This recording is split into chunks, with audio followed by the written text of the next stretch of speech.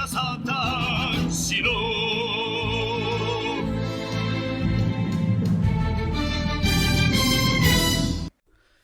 Hello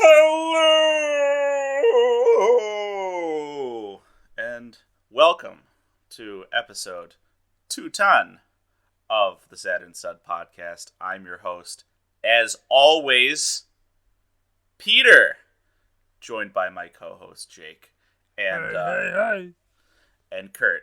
Now, Kurt isn't here this week. He's shrunken down to the size of a red blood cell to go inside Jake's body and fight off COVID-19. Yeah. So I was sneezing and coughing, and I said, Kurt, I need help. I think I have the Rona. I had no evidence based off that. I was just using the symptoms. He said, yeah, I got you, dude. He's like, I got you. And then he steps inside his shrinkinator. he drank a small beer, because that's what it does. Small beer. It turns you and it turns you small. And he's piloting a small submarine with his two bunnies and his girlfriend, and they're inside my body because he needs a crew to, make sure everything goes smoothly. He's driving his Santa Fe through your arteries as we speak. Yeah, it's just his car. So I'm trying not to move around, and if you hear me cough and sneeze, that's probably why, because I have a Kurt family inside me fighting off my disease. So appropriately, this has to be the greatest journey, or what's the greatest adventure? What's the name? Like, not Inner Space. I know that was one of them, but this is the greatest journey episode of the podcast in honor of Kurt. He's got 5 minutes to get out of there. Everybody has it. Every show, every podcast, they all have an episode where they go inside somebody's body and they have to escape last second and then enlarge. Including today's feature, 12 rounds. 12 rounds, yeah. Like when he got double-crossed again, and they had to get him to the hospital to remove the people that were inside him fighting off the disease that was going to kill him. The kid's learning about the immune system inside of him. It was a school field trip gone wrong. Oh, Gord. And of course, as always, we're coming at you live from, I don't know, the White House? Some college campus that's trying to be a police station? Some hair salon that's trying to open up before it's okay to open up? I don't know. We could be anywhere. My electrical storage closet. It's where I store all my electricity. Not the store. My decently sized closet that Peter thought he saw a girl in. I looked in Jake's closet, and one of the things hanging up it just looked like a woman with like grudge hair, and she was hanging down like, Jake, you got a spirit in there? You got an apparition? Yeah, I do. Does every house in Delaware Delaware come? Fucking Baltimore. That's not a state.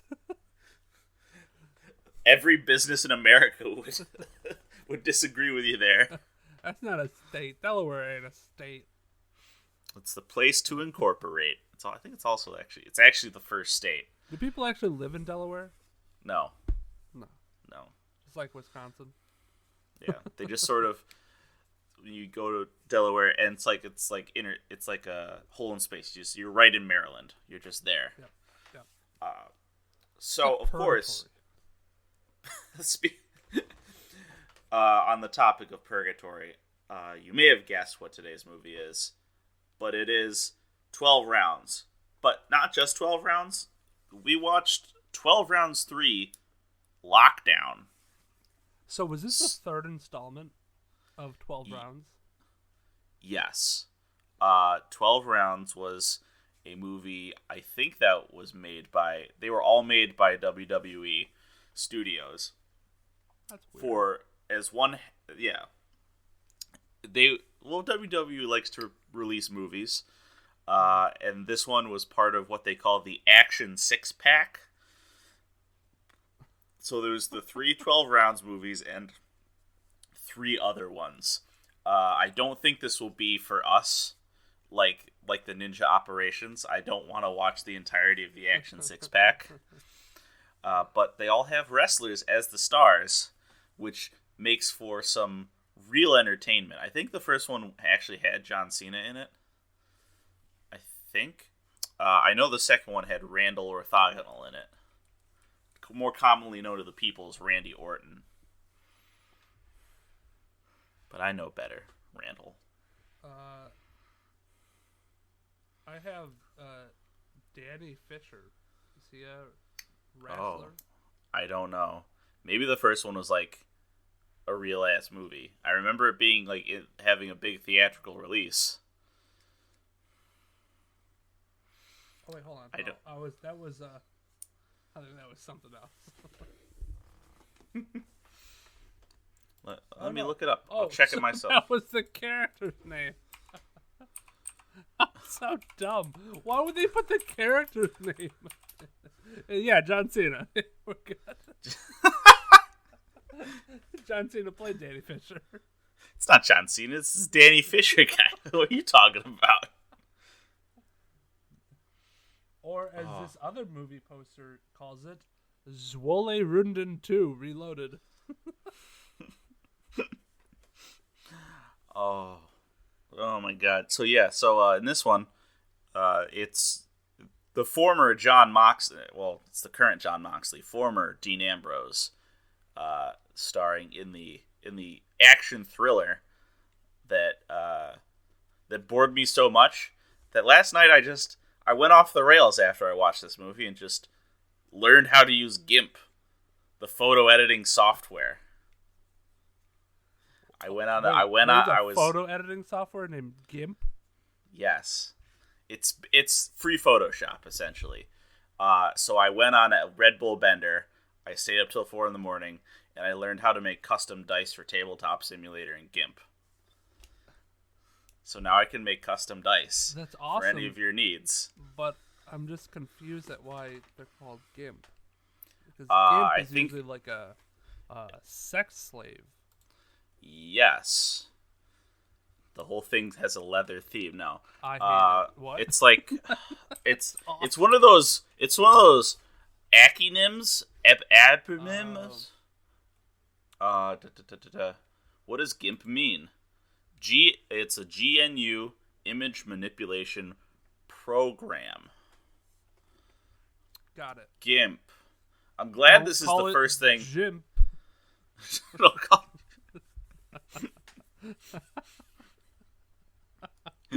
I hate myself for that joke.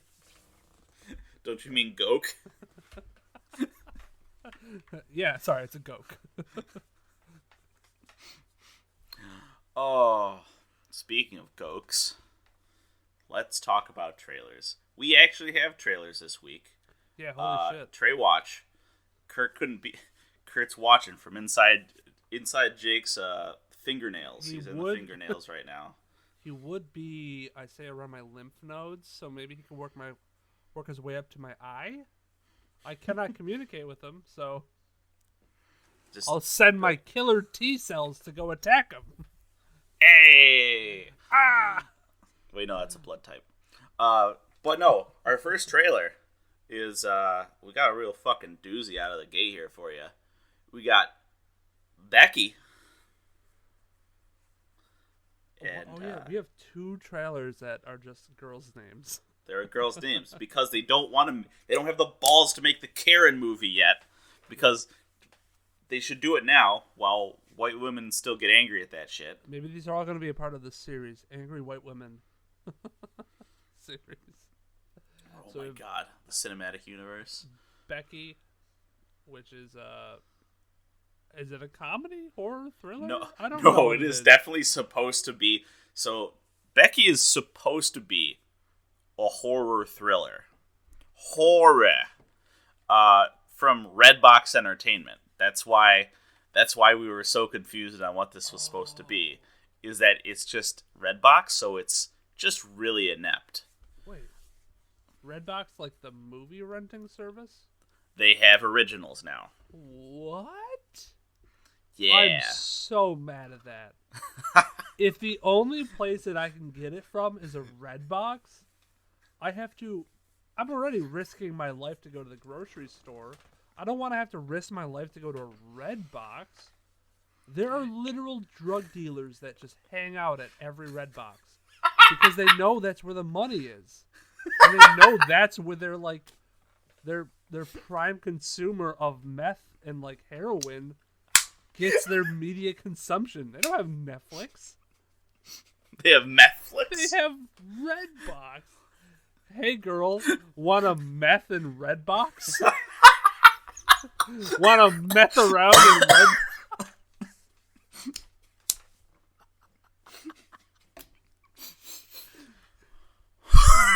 Fun fact, that's how I got Kristen to go on our first date.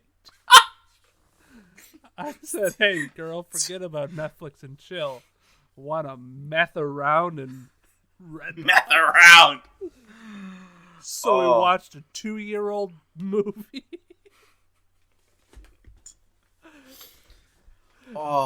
And for the toothless among us, this newest installment, it's a horror thriller, but it's Kevin James's best work yet. He's the big star in this. Kevin James is a skinhead. I think he's really racist. But he's about to find out that cleaning the human race is a little harder than he thought. When he runs into Becky, the little girl who kills him. So, okay. They're going to find out dental floss is a little tougher than feet. It's so true. She tripped somebody with like dental floss on a dock. So the premise is Kevin James escapes from prison, to star in this movie. Kevin James. So Kevin James is a skinhead in jail, and he escapes from prison because he's got to find like the buried Nazi gold or some shit. So he goes to this random person's house because he knows where they are, and he sees that they're a mixed race couple, and they're like, oh, do you like dogs? What kind of dog do you have? And he's like, a Doberman Pinscher, or as the Germans say, Gefischgenschenbüchen. And I could not stop from laughing. I'm like, Kevin, this isn't Paul Blart 3. Paul Blart Mall Cop goes to mall jail. Mall Cop 3. It's a little different this time. The Third Reich.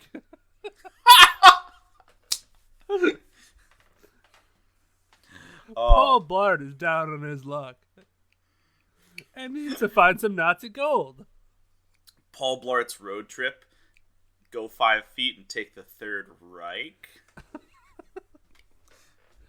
Hey, peanut butter and jelly. Fuck you. I'm racist now.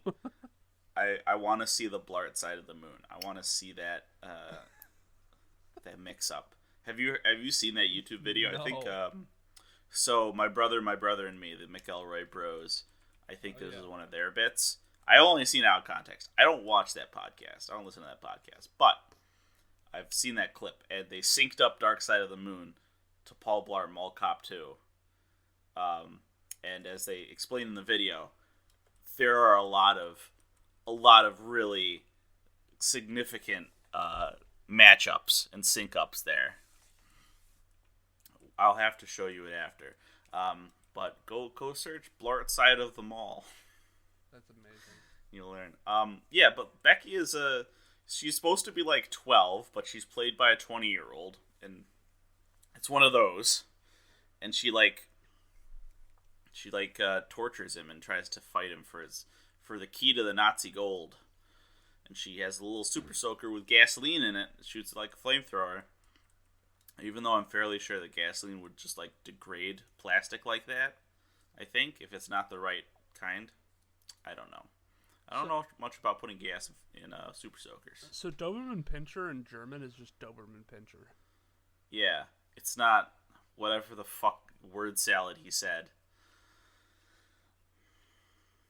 But if I wanted to actually go to Redbox, this would be the one movie I would rent from it. I have an actual urge to watch this film just to see Kevin James's best comedy performance in years. I would say I'd use that joke, but it's not a joke. I laughed more than I was scared watching this trailer.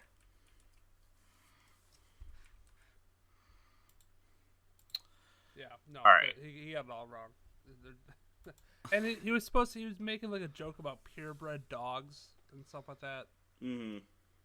And how it's like bad to mix dog breeds. I'm like, it's scientifically proven to be beneficial for dogs to be mixed. Yeah, that's how you get like the really bad pugs where they can't breathe, and you really get like bad. the German Shepherds where they're bred to like be spread eagle all the time. Yeah, it's bad. Hip dysplasia, kids. it's a thing. Breed your dogs well, otherwise they'll get nasty hip problems. So that's Becky.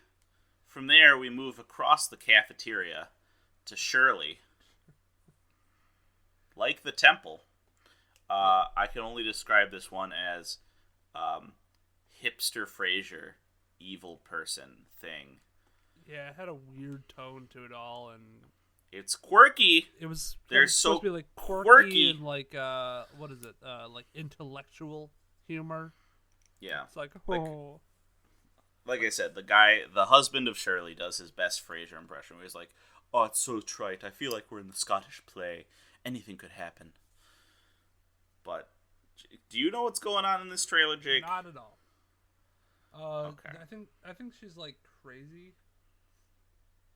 I think she's got a little psycho side But to her. she is like, it's like a hostel or something. There's just like people there all the time. They're like, we take in people for a while, and there's like a bacchanalia going on of just random people in button-down shirts and suspenders just walking around, just drinking. I'm like, The first comment really sums it up. I can't tell if they're supposed to have accents or not. yeah. Just, like, and so I guess Shirley, the titular Shirley she's a writer, but she's also crazy, and don't read her stuff when she's having a mood, otherwise she'll do bad things to you, I guess. There's no hook. There's nothing that's hooked me. Shirley, you can't be serious. I am serious. Don't call me Shirley. That's a better movie. Go watch Airplane instead. Yeah, definitely. So the trailer does not do its job as a trailer, unless I guess if you're just into it stylistically, if you like lots of brown and beige, and you like people acting quirky and like, if you're the kind of person who dresses up and goes to a steampunk convention, I could see you enjoying this movie. It's not steampunk at all. It just has that old school like 50s vibe. Yeah. Like she almost has like horn-rimmed glasses. But it's trailer. It's coming out. It's like supposed to be suspenseful too, and I'm not really getting a lot of that suspensefulness because a lot of them seem like they're mad, like the Mad Hatter, and like they're very erratic. Yeah.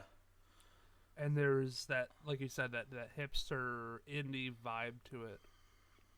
And I'm not sold on it. I don't know. There's a hot chance that this might just be one of those where like this looks stupid, and then it's like everyone loves it. It's like when we talked about Parasite, we didn't. I don't think we trashed on it. We're just like, oh, it's like a Korean thing. Okay. Oh man, that's been in theaters for a while. What's up? And then it turns out it was like amazing the whole time, and I was like, okay, sure. Yeah. I actually have the description here, and I don't. The trailer does not match up with the description for me.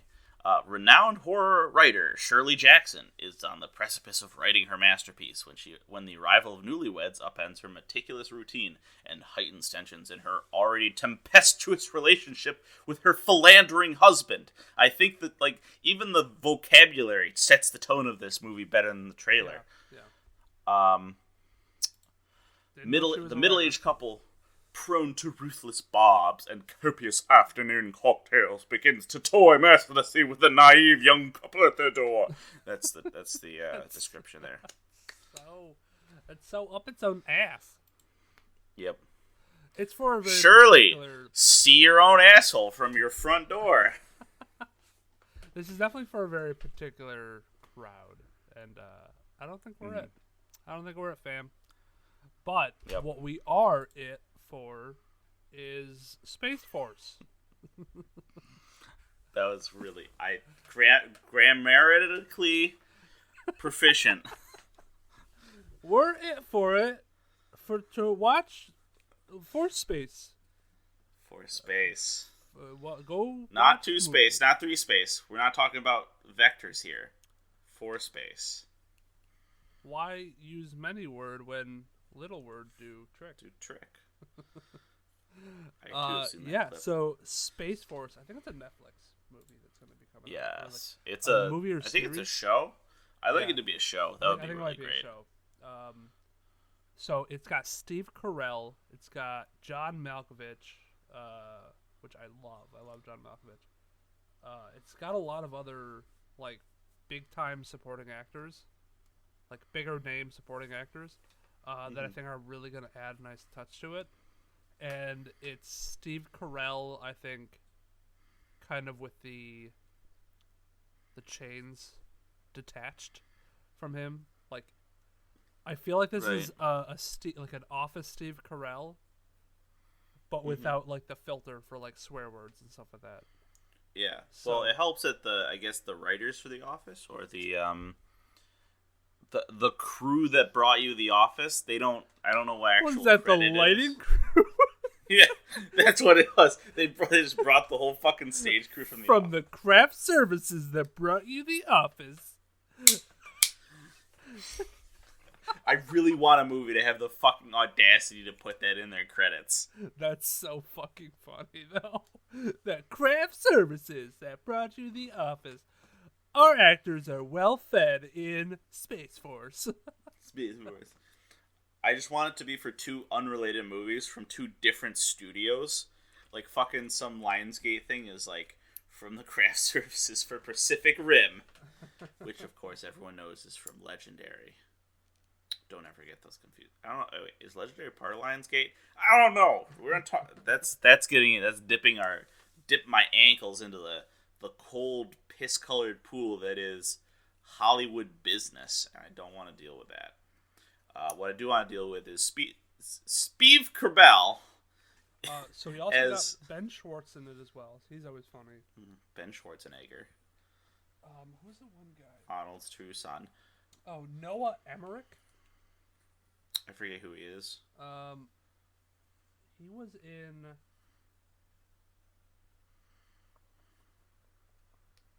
The Truman Show. He's got a familiar face, but... Oh, he was in The Walking Dead for a bit. Shit, I don't really... He's actor, director... I don't watch that show. He's got a familiar face. I think you've seen him in a couple things, but I know he's a pretty good actor. I think he should get some more work. Cool. He was in The Truman Show as well. Fred Willard. Fred Willard is Fred Willard's good. Yes, he is for a second. He's just he might be playing the role of not Neil Armstrong. Who's I don't know. He's listed as Fred Naird. Fred Naird. Okay. Yeah. I'm sure that's John someone. Emmerich, Owen Daniels, who's I think a smaller actor, but he was known for something on The Office, Arrested Development, so a lot of other shows. But so this show is about the Space Force. I mean, it's in the name, and I think they're taking a more real life approach to it. Not sure if they're gonna dip into any politics. They did mention They're just gonna call him POTUS, I think. I think they're just gonna call him POTUS, which is okay. And it's about the birth of Space Force, and I guess there are some hijinks that go on in it, like people who don't like the new general. And I think they're going to do a really good job with it because it's following, like, I think some of the accuracy of the Space Force on how it got made. Because all it was, I think, was like the Air Force. Certain people got promotions in the Air Force. Yeah, it was. And then they got a new branch. It was basically their division, and I think they're still right now. I don't know the whole politics on the thing. They're still trying to like divide the powers there. They're like, what departments are we moving over to the Space Force? Because I also don't know what kind of funding that thing gets. So I'm sure there's a lot of politics in what the hell that's going to be. And that's going to take a few years to get that all settled. Because, like, you know, for instance, moving NASA over to Space Force, because NASA's part of the I don't know if it's either an independent. Is it independent or is it part of the Air Force? I think it's independent. I think it's an independent like department that gets funding through the government, and then they get, I think, as well, projects. Oh, okay. They get like they're like contractors in the government. I want to say I could be 100% wrong. I feel like the astronauts they come from the Air Force though, right? They're trained in the Air Force as pilots plus. They're like, here, you know how to fly you've taken all your simulation hours in a plane, and also you have a PhD in chemistry and like another subject. You want to be a fucking astronaut, kid? And they're like, yes, yeah, absolutely. I've been training since I was like 5 for this. Yeah. This has been my one goal in life, and I've sacrificed everything in life to get here. Don't even fucking ask me that question. Are you serious? Yes. Where do I sign? I can only imagine. I want to interview like an astronaut, and I want to ask them like, what did you feel when you got the job offer to be an astronaut? Like, did you just explode inside? Because that's like the ultimate nut. I feel like, like for engineers, like we get the engineer position, but then there's like different levels of engineer, and you know, we go wherever.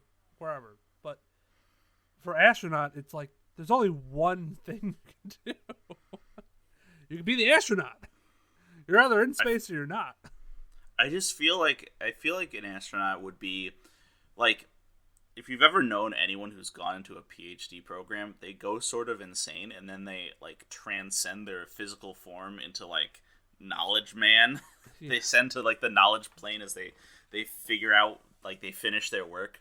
So by the time you're there and you've already done like your doctorate on stuff, and they're like, I guess I could be an astronaut. Sure, fucking like if you hear the exploits of like some like PhD kids where you just like, you have to jury rig your own programs and like you have to do everything yourself. It's like, yeah, I guess I could fix a leak on an airtight ship in low Earth orbit if that happened, and run this set of things.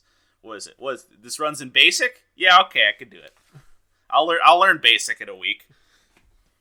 Like, at that level, I have immense respect for just people in general at that level. That's some crazy shit. But yes, if the astronauts were moved over to the Space Force, and they like, no one funded the Space Force, so it's like, we have $20,000 for our Space Force budget. I'm gonna pay you in coupons. They're good for $5 off at toilet paper at Costco. It's really expensive right now. It's a good deal. Yeah, I think that's gonna be a good show because it's got some really good comedy in it, I think, and like one of the bits that they did was they watched what I assume was a rocket explode from like a bunker. Mm-hmm. Like it was a failed experiment, and Steve Carell just goes, "How much did that cost?" And he said 4, and he's like, $4 million. It said 4 middle schools. We could have built 4 middle schools with that money. And Steve Carell's just like, fuck. Just that like real reaction of just like, of just like immense disappointment and anger, but like you don't have an outlet to do it. Yeah. It just there's that moment. I have a feeling that people are gonna think this is gonna be like the like another Michael Scott for him. Maybe It's like it not could be like not another Michael Scott. Like, oh, he feels like Michael Scott, but he's gonna be so comfortable in this role and do such a good job that it feels like it's just a outstanding performance by him. I mean, they should. They have the stage janitorial services from the people who brought you to the office. Yeah, I mean, yeah, they have the craft services, they have the lighting crew, they have sound guy, They have the chauffeur service to and from the set. Yeah, they were all working there in the office. Now, different writers, directors, producers, all that, but yeah, those guys were from Aquaman. James Wan came on to direct. Don't know why. We told him he's not allowed. Just walked on. He just said, "I want to." He walked in. So that's Space Force. I think that's all the trailers I had. Do we want to talk about King of Staten Island? Oh yeah, we actually did finally get a trailer that popped up on YouTube for it. King of Staten Island. Yeah, let's talk about it. And Jake might be looking blankly at the screen because we usually have a little behind the curtain here. Jake and I have a little. We do a little video chat while we go. Yeah, we do a little. We strip tease for each other. You disappeared on me. Yeah, I went bye-bye. I'm the bye-bye man. Don't think it, don't say it. Bye-bye man. So King of Staten Island's and it looks pretty funny. I think it's gonna be a little bit of oh god, what? I'm blanking on his name. Oh my gosh. Steven Stevesman. It's Pete Davidson. Pete Davidson. I'm sorry. I'm so sorry. So Pete Davidson, it's kind of following his life, or the beginning of his life, because he talks about his dad a little bit. So there's going to be a little bit of emotional stuff in it. And you know, Pete Davidson, his dad died in 9/11. In the World Trade Center. He was a firefighter, I believe. I don't know if he's gonna make a lot of jokes about that or what, because that's actually a part of his stand-up bit, is how he coped with it.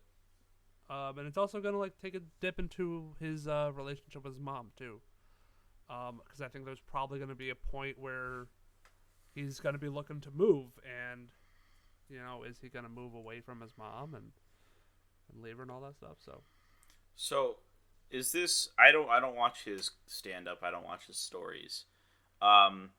Is this based reasonably on his life, or is this based? Is this the story of some guy who's the story loosely based on Pete Davidson's life, or has elements borrowed from Pete Davidson's life? I am not sure. I don't know his story, so I don't know how autobiographical it is. I'm sure there's going to be a heavy mix of stuff with his life that actually happened with his life, and something with the character that he plays. Mm-hmm. Let me see. It is a Judd Apatow movie, and I know he has a penchant for I've heard he has a penchant for improvisation. Shocker! I haven't actually watched a Judd Apatow film, such as Grandma's Boy. Have you seen that movie, Jake? Oh yeah, of course. I haven't seen it.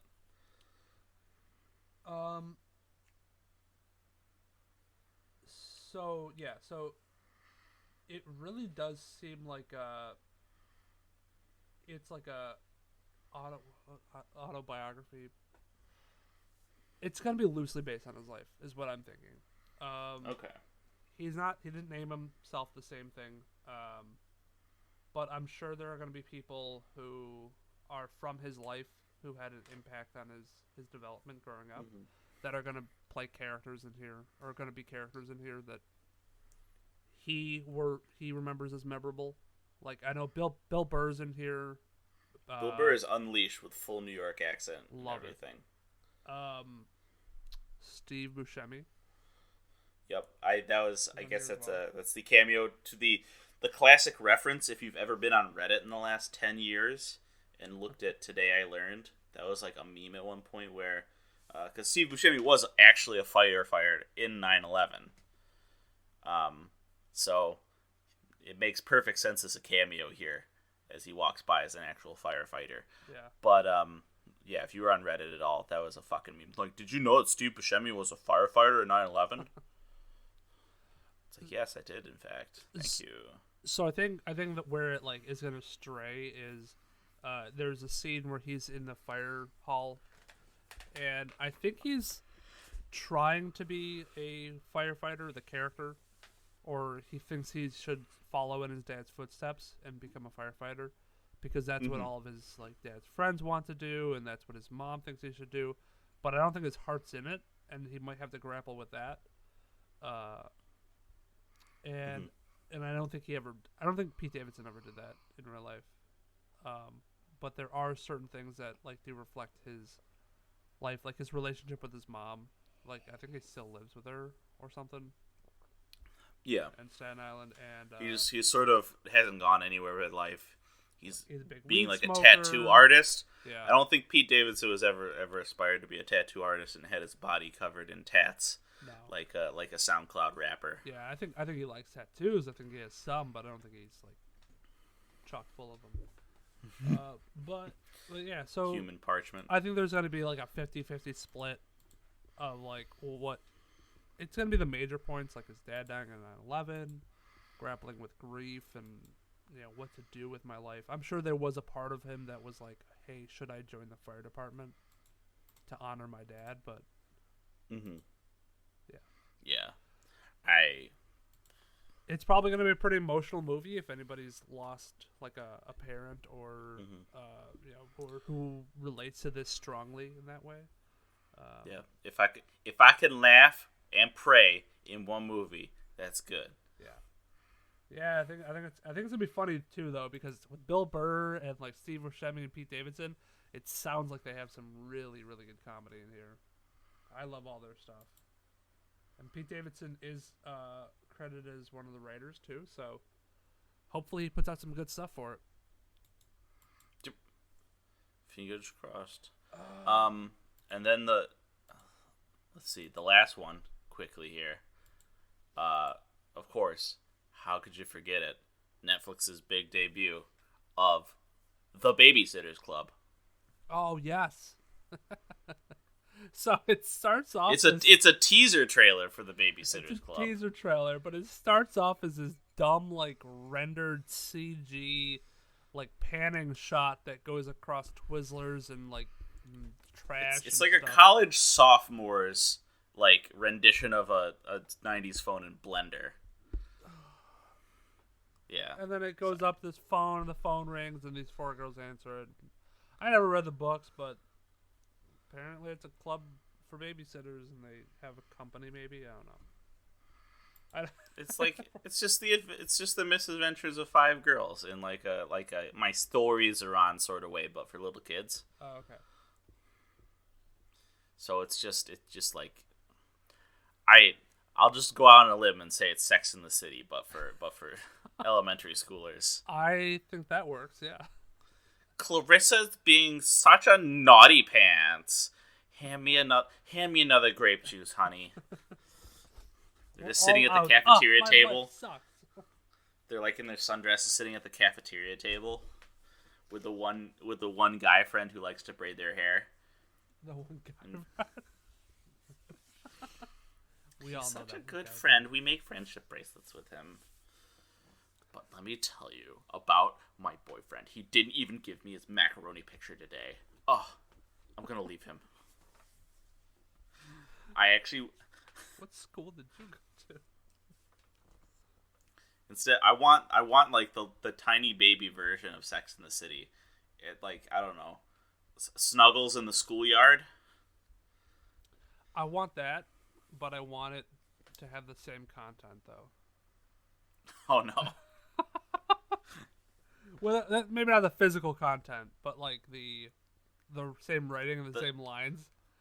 Like, I don't know. There's something about like having like a child talk about like adult issues and complain about how like I have to go home later and I know she's not gonna put out because she knows I'm cheating on her, and it's coming out of this like little boy's mouth or something.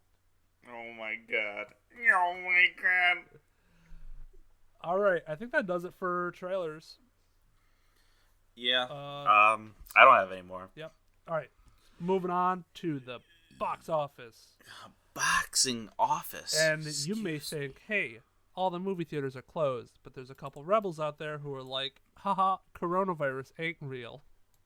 IFC Films has like their home theaters, which maybe it's just their theater. I don't know. It doesn't say how many like theaters it's in. Wretched I'm gonna says guess it's in 12. Oh yeah, wow, that one is in a lot. I don't know why it's in. That's so strange, but you know, the list of theaters at the top. The top 4 movies are 12, 2, 2, and 1. So there's a couple IFC home theaters that I think they like have really good contracts with that are like independent, and then the top. We'll just go from the top here. Yeah. It's the Wretched, coming in at a $65,000 gross, almost $66,000. Almost. These theaters are doing about $6,000 per theater take. Yeah. How many? Is that a lot? Well, I guess more like 3,000, like 3,000 per theater take. Because next is True History of the Kelly Gang. Last week, number 1. It's been upsought by the newcomer, The Wretched, but it's still up 38% from last week, even though it's gone. If it's left 3 theaters, how does that work? I don't know, but it made 13.5 thousand gross. I actually literally have more money than that right now. It's great. Saving accounts, anyways. For 28,000 total gross, 20.6 thousand total gross. Then we have coming in at 3, The Disappearance at Clifton Hill. It turned into Clifton Park, ladies and gentlemen. It's right here in Albany. So I know what Clifton Hill is. I wonder if that's the same Clifton Hill as the one in Canada. Could be. I'll see what the description is. Follows a troubled young woman returning to her hometown of Niagara Falls, where the memory of a long ago kidnapping quickly ensnares her. I think we reviewed the trailer for this. That's so funny. I remember the trailer.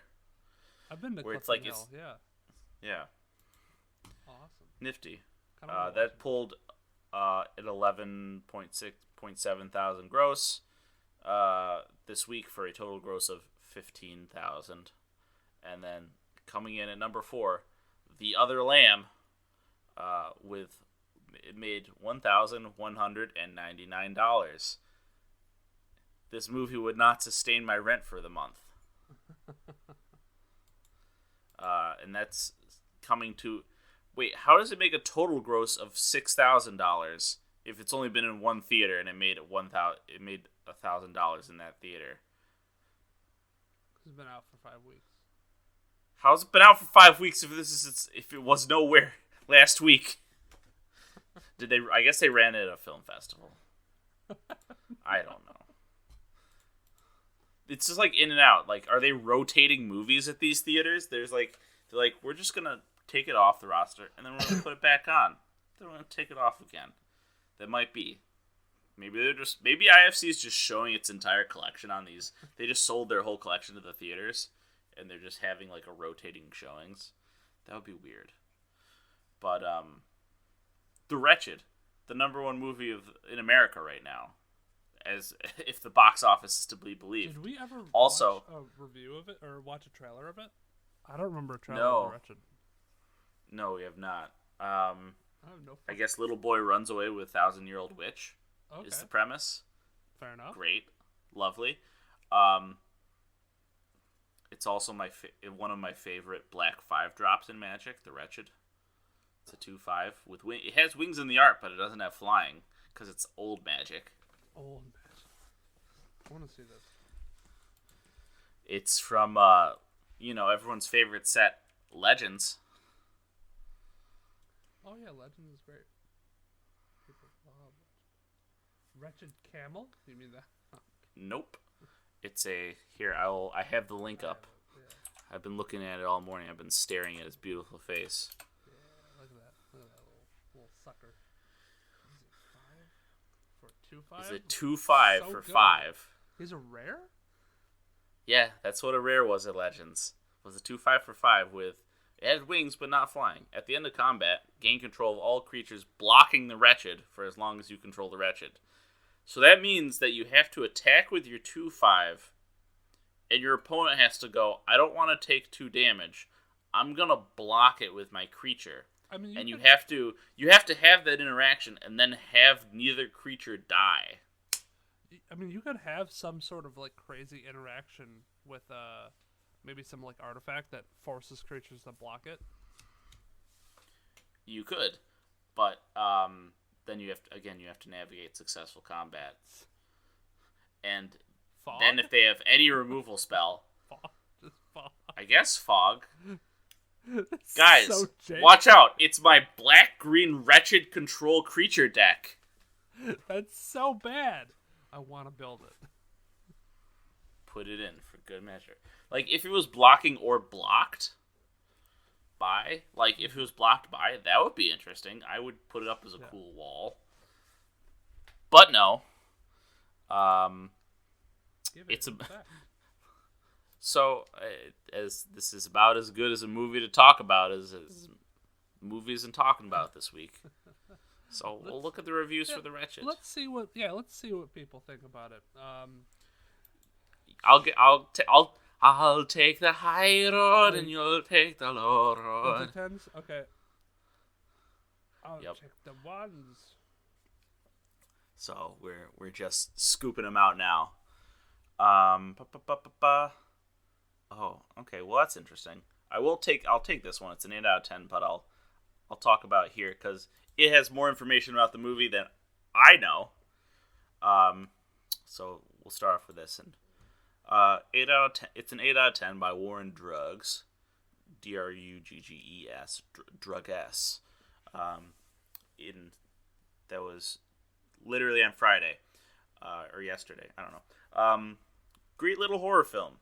The Pierce Bros are clearly fans of the amazing graphic novel Witches. That's Wytches. So Wyches, which they borrowed from quite liberally. That said, they at least did it justice. Great special effects, decently acted for the genre. Overall, a solid effort. I look forward to see what else they can do. No one found it helpful. No one found it. So sad. But that's cool. Well, so Adam Brooks 21 disagrees with you when he wrote this review on May 2. 1 out of 10. The Wretched. What a fitting title. I don't usually write reviews and think most are stupid or too over-analytical, like the person is a critic. So you know this person isn't a critic. Anyway, this film was horrific. It was 95 minutes of nothing. There was no plot. Scenes did not last over a minute and did not set the next scene up. Oh, you misspelled scene, you dumb idiot. oh no! You forgot the C. And you put 2 E's. Scene up. So you had no clue of how things happen or where new people came from. ... The acting was stale. There was no build-up because there was nothing to build up to. I have seen many wretched horror films in my lifetime, and this ranks high up there with them. The Pierce brothers should quit before they get further behind. So, in conclusion, so this was written by a 10th grader. So, in conclusion, watched it or don't watch it. What? I don't care. You can agree with my review or not. I don't care about that either. It's just my opinion. 15 out of 32 found this helpful. Amazing. 10 out of 10. Actually, 10 out of 10 is Stefania_Sills review of The Wretched. 10 out of 10, 10 out of 10. That's the title of it, is 10 out of 10. You already knew from your review, but okay. You might think, ... WTD, ... What is wrong with her, ... Well, no, ... The only reason I give 10 out of 10 is because I believe horror/suspense/thriller movies should be merited a bit more. They do deserve a bit more of acknowledgement. If you are thinking ... well, they do not have character development ... then I will say, excuse me, ... wait, no, that's exclamation points. Yep, that's not 2 colons in a row, thank God. Look at the character development of the evil ... or the person that thinks, oh well, everything is okay ... Anyhow ... Just saying, this movie should have more than what it has ... Maybe just my opinion. And we'll do one more. I'll do one more after. This is an interesting one. 1 out of 10 by K. Craddock 89182. Lead kid actor should learn. I forgot the title. Bad acting. More satanic garbage from Helly Weird. I think that's a play on Hollywood. Mm-hmm. Is it really a play when you just change up so many of the letters? Okay. More satanic garbage from Helly Weird. Lead kid actor should learn that's not the way you act when you're drunk. Get some braces to close that Michael Strahan. All the... oh my... all the females were actually MTFs, which I think is male to female. Okay. With giant shoulders, faces, mandibles, super orbitals, and no female hips. Oh, this is one of those guys that are like, the bone structure of the face is how you can tell if, like, he's one of those guys that thinks that the only reason that you can't get girls is because the bone structure of your face is bad. Like, they hang out on, like, 4chan and, like, the nasty... Hashtag transpocalypse. Oh, my God. I don't even know if he's just making shit up or this is, like, any sort of thing. I see no other comments that talk about this, so I'm assuming he's just, like, digging on the women in this movie. Right. That's fucking weird. Alright, well, to counter that shit, here's another 10 out of 10 review by Peg Shame. Peg Shane, not Peg Shame. That's something else. Yeah. Peg Shame somebody. Scary film, tight story, and a nice twist. From January. So this was out back in January. I guess they just re-released it. Superb acting, great dialogue, perfect pace, and a solid horror tale without the plot holes or antagonists breaking their own world rules, as you often see in films like these. It also has a nice twist. The movie doesn't hang on it, but it further confirms the rules of the world. I just loved it. 27 out of 54 found this helpful, so it's like people actually read this review. Yeah, I looked at some of the females in the acting list. I don't think any of them were trans. So I don't know what that guy I was think on he's about. just a little transphobic. I think crazy people got into the comments because I have one more. It's not a good one. It's not a bad one. It's just someone who has like a mental problem. They just wrote an IMDb review. Yeah. So go, and then I'll share my. I'll do one 5-star. Okay. Yeah. All right. This actually, because we get some of the more sensible stuff in the 5 out of 10 category. 5 out of 10, a great effort that ends up being fundamentally basic.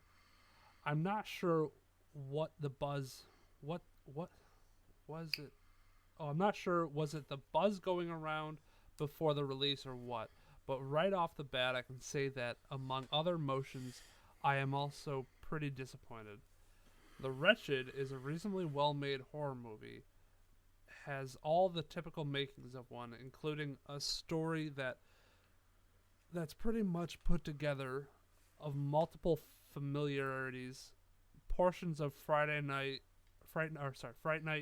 The Witch, Rear Window, or Disturbia, if you will, plus some body horror, and a kind of 80s feeling that seems to have stayed more of a goal than an achievement. Overall, The Wretched comes across as fundamentally basic. Oh shit, there's a really long one. Sorry, there's more to it. There's a story and it flows evenly. It entertains, accompanied by a romp of characters, decent gore, and cinematography. The problem is, it does on a surface kind of level. The Pierce brothers utilize a wide selection of familiar tropes, ordinary devices, and old tricks, perhaps trying to weave together something new, but ending up something uninspired. The plot follows a teenage boy who's struggling with a parent's divorce and come to spend some time with his father, but life gets complicated and he notices something weird going on in the neighbor's house. An old evil witch has come out of the forest to mess around. Everything that can happen will happen. Love interest conflicts with the town, bullies conflicts with the father and his new girlfriend, and other plot lines go where one would expect to as well. Yada yada yada. I believe The Wretched is perhaps better horror movie than I've described, but personally I find the best words are fundamentally basic, which is why I'm recommending this to those less familiar to accustomed horror genre. My rating 5 out of 10. Cool. So, basic. Amazing. That's actually a decent review. Okay. Well thought out, well reasoned, written by a rational person. Thank you, Twisted What's Content. not is this review written by Piano B.A. Season, Mortal Kombat Wear Pink. I'm going to share with you, Jake, his user page, their user page. Maybe it's a girl, but it's got to be a guy. Because this, so I'm going to read you their review. And then I looked at their page, and this review that I'm about to read you is the only review that they post. They change out the genre for whatever movie they're posting on, but it is the same review across every movie they review. So this is a spam account for some weird, crazy rambling shit, and I just caught it, and I have to share it with the world. So here we go. The Wretched, 7 out of 10. Title is, Any Contact with Female is the Dystopian Road to Babies, guys. Be careful of the subliminal man-woman MSG, and thank goodness for the animal kingdom to annihilate the latter. That's the title. I'm about to read you the content of this. This was posted today, by the way. They were posted today. Oh, then we caught a bot, in the act. This is amazing, before the spam catchers got him. Alright, so if you go on the site, you may not be able to find this review. This is an exclusive as far as I'm concerned. Okay.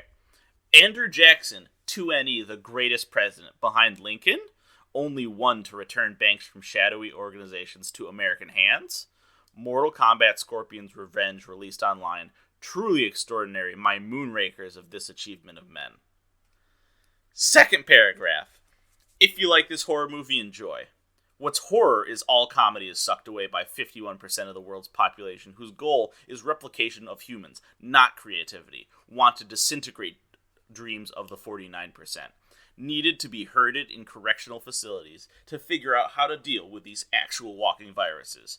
Spy secret agents need to reevaluate their focus and annihilate, need to get torn up by Animal Kingdom. Movies with humans have the hero and girl trying to get with each other. They even include animals assuming human characteristics of that man-woman nonsense. Be careful of what gets brainwashed into your subconscious from this. Watch out for the hole, guys. The romance angle, parentheses, romance, parentheses, TM, close parentheses, is too much a term for this. close parentheses, is handled charmingly / cutesy, but all of this is like, aw man, here we go with this stuff. I know this movie, Spider-Man FFH, is showing guidance to males how to deal with females. All imagination shown in this movie, creativity, is the male ability, while females are replication of humans, aka babies. So both goals are contrast with each other. And no, if you stick it in their hole, your creativity goes swoosh, disintegrates. If you fall in line with the patriarchy, which is uncompromising. Replication is them celebrating the debauchery of humankind, while creativity is trying to get closer to God, imagining creative things. Any contact with female is the road to babies, guys. Even the cutesy way movie dalliances are portrayed. I can't provide all the know-how on the matter. What I can state here, that someone else hasn't figured out throughout the thousands of years of human knowledge. They want to grind up men, but it is I who grind them into fine dust. Wear pink to take their power away? I get it's hormones. Just J.O. in the toilet or napkin. Signed, CSUNBA Piano. Oh my god. Amazing. This needs to be, if we ever make a movie, this is the test read that I give all our cast. This is what you have to read if you want to successfully audition for our movie. Before the bots take it all down, I want to put it in the Discord. Oh, fucking thank you, Jake. That's awesome. That's so crazy. You know what's funny? So if you start looking at the other ones, they change. But the only change I can see right now is they change the genre of the movie. Yeah. So just so that second it technically paragraph, fits. If you like this horror movie, and then for the Willoughbys, if you like this animation adventure comedy movie. This could have been written by a bot, where they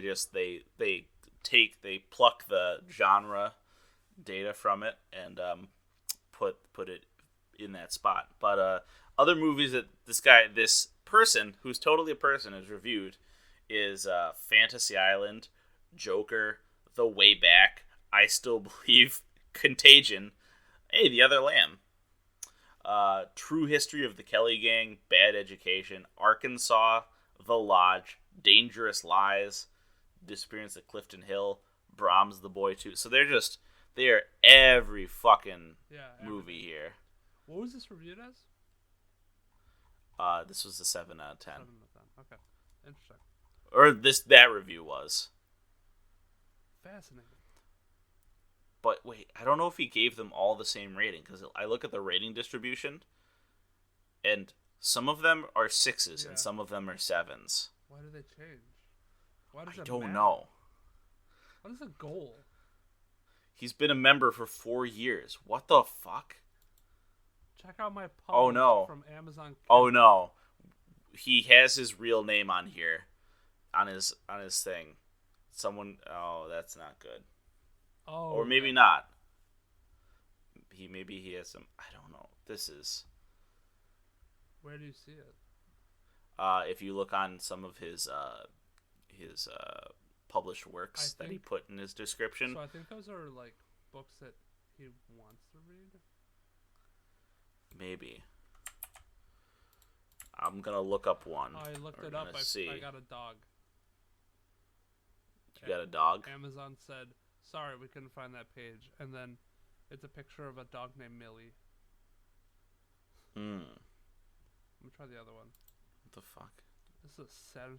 Oh, another dog. Couldn't get it. Oh no. Okay, so I found it. I found some things that they've written here. I'm sorry, we've gone down a rabbit hole, but shit. I think this is their. Yep. Yep. That's the person. We found the actual person who wrote this like spam bot shit. But what is it? What is the next one? What the fuck? What about the other one? The John one. The what? The John one? Maybe he reviews books too. Maybe they review books and these are just different aliases. Maybe. Oh no, these are all books by him. I'm so confused. I'm sorry, kids. We've stumbled upon something, a deep hole that we should not get into today. This is a time for me. I need to get more cans of energy drinks and perhaps some good whiskey. Get crossfaded on stimulants and depressants and go down this rabbit hole. This is bizarre. All right. Oh shit! I never looked up. So we have to return to reality now. I gotta think we do. fucking. Whew. All right. I'll move on. Yes. Game time. Game time. Okay, I didn't look up a whole lot of game stories, but there's not a whole lot of stuff on here. The one thing I don't know if we did talk about Valhalla last week. I think so. The controversy about the fucking. I talked about the controversy about the figurine. So that's a game that's coming out.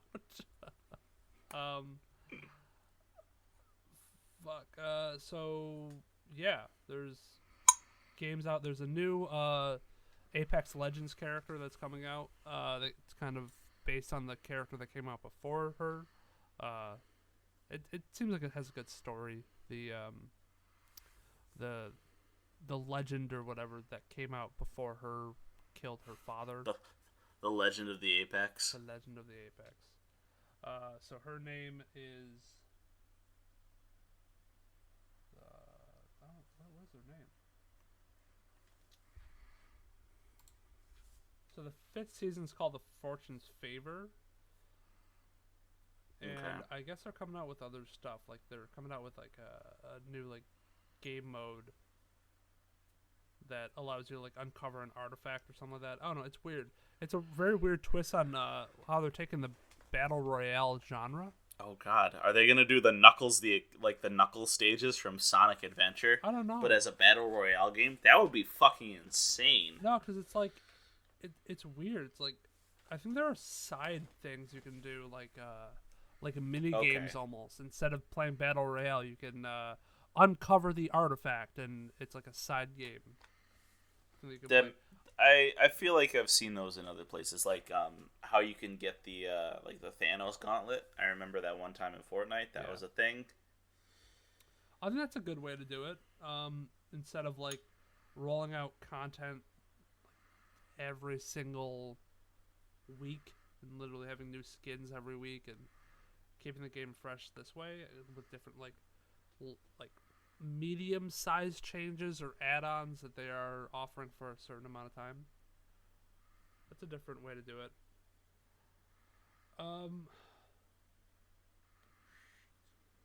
Let's talk about you can get a $50 Steam card when upgrading to an MSI Z490 motherboard. Go buy the motherboard, guys. Go buy their product. So yeah, that's an article. That's not an article. It's article. I just got that. I was like, that's not a word. I think that's my hot new portmanteau. An article. I did have to just explain to my like boomer coworker what how ads worked on certain websites. Or like if you ever get like a top 20 list of and you click next every time, it counts as like a hit for that website, and they're getting hits for all those ads that are on that website. And it's like, well, wow, man, I didn't even know that. I'm like, yeah, dude, it's a money game. Bruh. Let's see what's hot in Valorant. I've heard things about that game. Nothing about the actual game, but that like it'll fuck with your systems. Really? Like some guy, he had a complaint on Reddit. That's where really, that's the only thing I heard about Valorant. But like it turned off his fan, and his PC overheated because of some software shit that they were running. That's not good because like there are talks about like Valorant possibly being not okay because it's from Riot and they're like a Chinese company. Yeah, it's And- doing some backdoor shady shit. Yeah. It's just another one of these. Kids don't buy shit from. That's like it. I know it appeals right to you. That's the point. It's like candy in the woods. So here's the don't weird pick thing. it up. It's hard to get because Like you can only get it through like Steam drops or something. It's a free game. what? That it's because What? it's in such early access. Oh. So the only way to get a download pass is to get it from like watching people play Valorant on Steam or on Twitch rather. Twitch. So Are you a big fan of this game?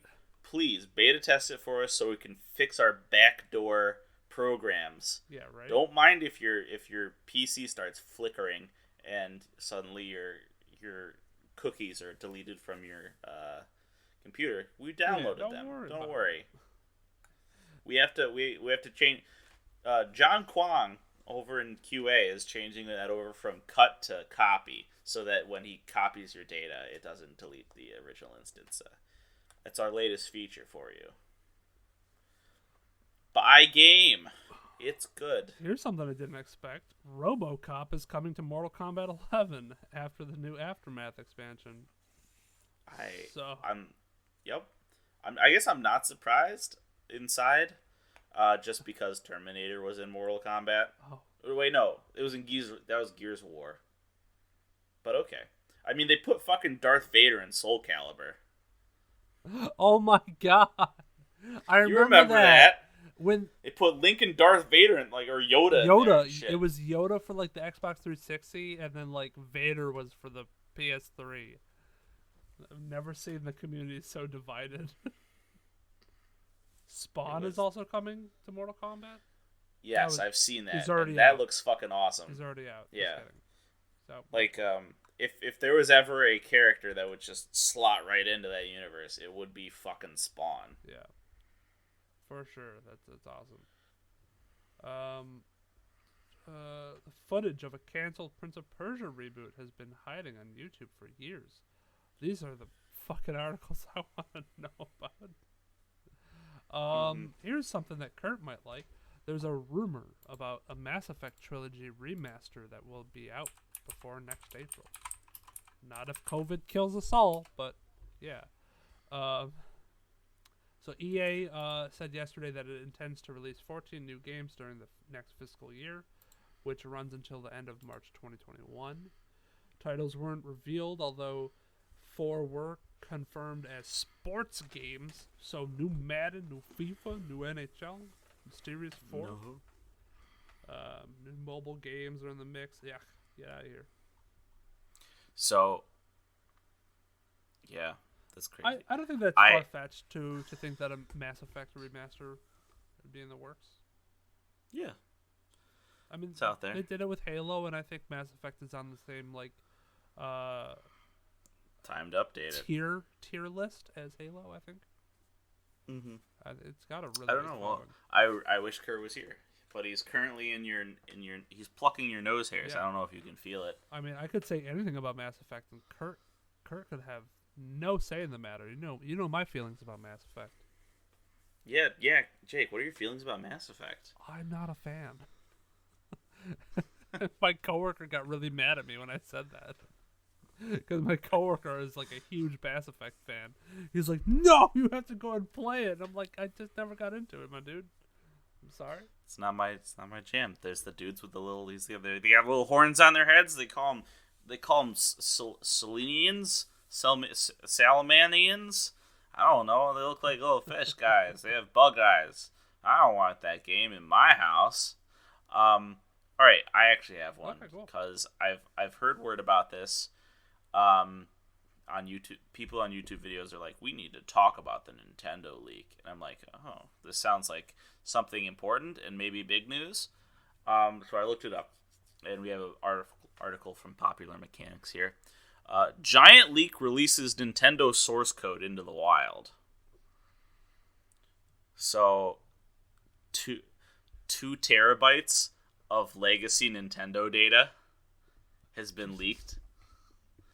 Yeah. It's a lot of So let's data. see.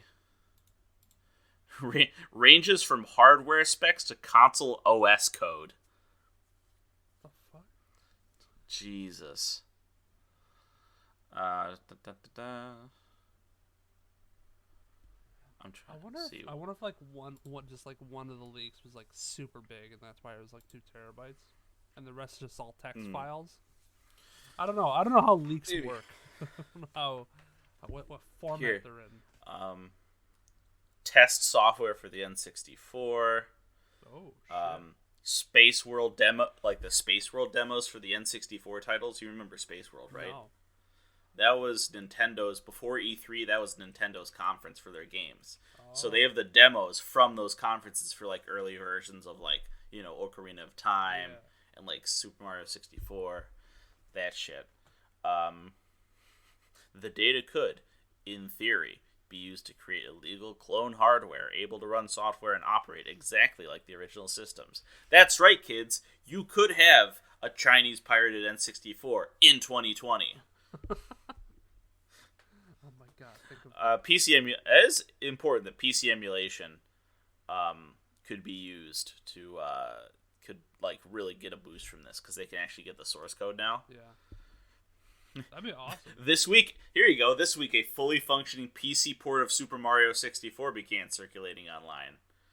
Oh my god, that'd be amazing. But it's not clear if So the leak is said to include N64, GameCube, and Wii source code, diagrams and data sheets for every system component, documents describing feature planning and implementation, full Wii operating system SDK, planning docs for the implementation of the Wii from 2004 to 2006, and Space World 99 demos.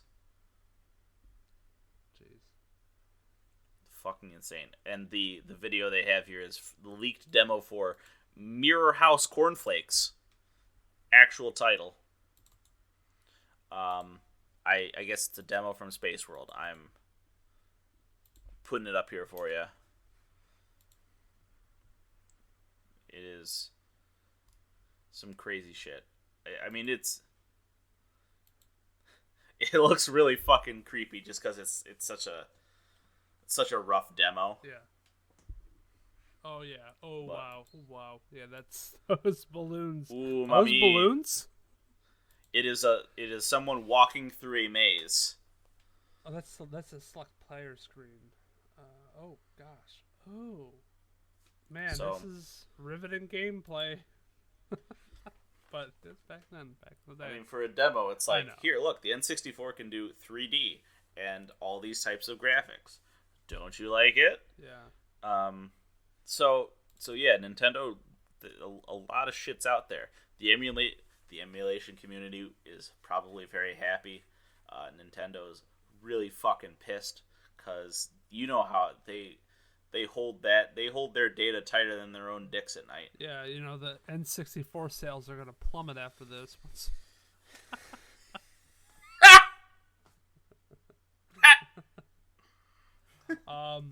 We got the first screenshots of Halo 3 and Halo ODST on the PC were revealed. That's pretty cool. I thought you were just gonna say the first screenshots of Halo 3. Yeah, right. They've come out. Lived back in like 2012. No, yeah, that's pretty awesome. They look really good, really clear, really crisp. I've been really happy with how Reach and Halo looks on the PC, and I hope they continue with all their shit. So, because we got that Master Chief collection, and it's taken forever for them to get the games out for it. I don't even think. Yeah. Halo 2, I think, should be coming out soon, but it's not even out yet for the Master Chief collection. We may have to play one of the Halos on PC just to see how it stacks up, because, Halo it's the big thing is that it brought PC shooters to the console gaming market. So I want to see if it's too easy if you have a point and click system as opposed to analog thumb stickers. I definitely think that there's definitely an advantage. I've been playing Halo 1 a little bit. It's pretty easy, but then again, I don't know. And we might have to try it on like Heroic or something like that and see if it's as bad as it was. I remember Halo 3 on like Legendary was ridiculously hard. Oh yeah, Legendary it's just like the pain mode. I've from many sources I've heard that Heroic is sort of the best balance of challenge and not broken as fuck. Yeah, because like they'll just throw like 10 grenades at you and just say good luck. Try and dodge them all. I sucked ass at shooters as a kid, so I played mine on like normal or even easy. I was I don't want to try too hard in this, and I didn't have the coordination to deal with 2 thumbsticks at the time. Gotcha.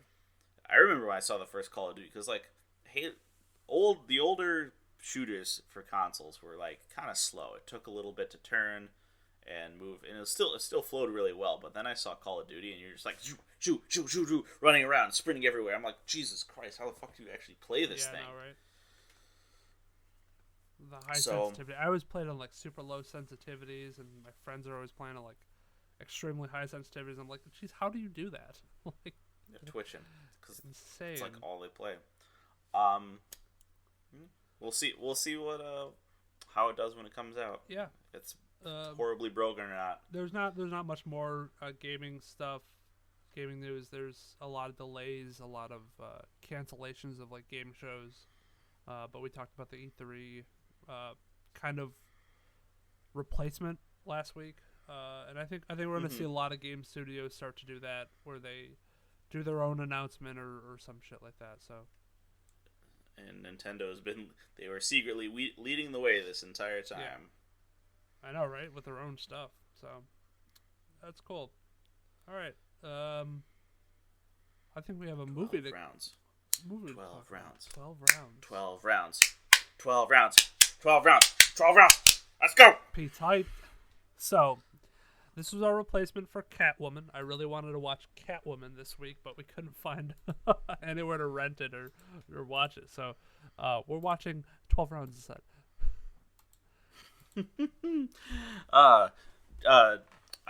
John Good. I refuse to believe that's his actual name.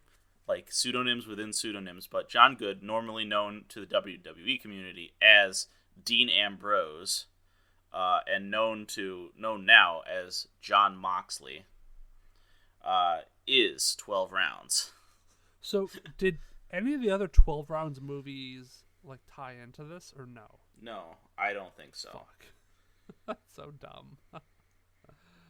The only phrase I think there ties in is just, he has a gun with 12 rounds in it.